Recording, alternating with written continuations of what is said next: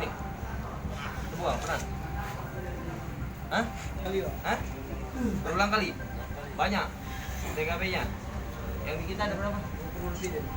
20 lebih? Kamu pernah tebung berapa kali, Bang? 2. Hah? 2 kali sama ini? Oh, 3 sama ini? 3 kali. Hah? Dalam setahun tuh berapa kali dapat? Dalam setahun tuh berapa kali dapat mangsa? Kalung. Hasilnya itu apa? Makan gimana? Warga. Ketika wilayan gitu. Apa? Hah? Anggur. Kalau begawe berapa uang dewean apa sama kawan? Dewean. Cuman caranya. Hah? Dari sudah diincarnya memang korban satu.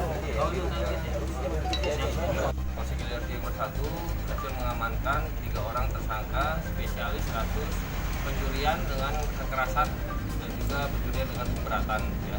Yang mana korbannya ini merupakan ada ibu-ibu, ada juga dari pemuda ya.